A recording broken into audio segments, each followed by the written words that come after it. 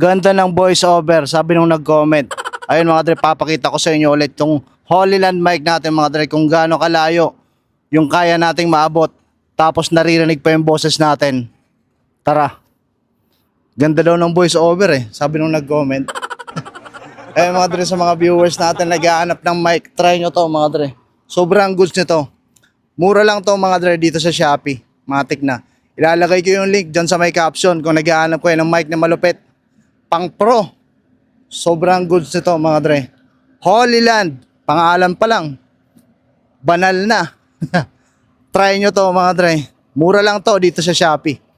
Sa caption lang yung link. Matik na. Ayun mga dre, papakita ko sa inyo ulit kung gaano kalayo yung kaya nitong maabot. Kahit malayo na kayo, rinig pa talaga yung boses nyo. Klarong klaro pa. Pwede to pang prank mga dre. Then kung may mga iba-vlog kayo tapos gusto nyo ng malayo, gusto nyo mag-intro, gaya ng mga ginagawa nating intro ngayon na medyo malayo. Sobrang goods nito mga dre. Quality, as in.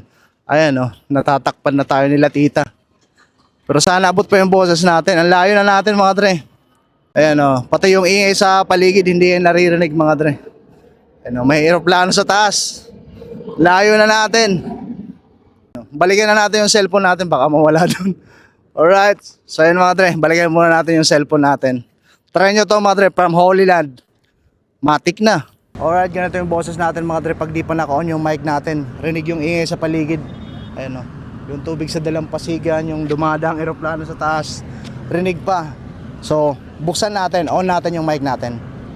Alright, ganito naman mga dre yung boses natin pag naka-on na yung mic natin. Halos wala na yung ingay sa paligid. Malinis, klaro yung boses natin mga dre. Alright, di ba? Sobrang good. So kaya naman kung naghahanap ko ng mic na malupit at mura lang mga dre, try nyo to. From Holyland. Ilalagay ko na lang yung link dyan sa may caption. Alam nyo na. Let's go.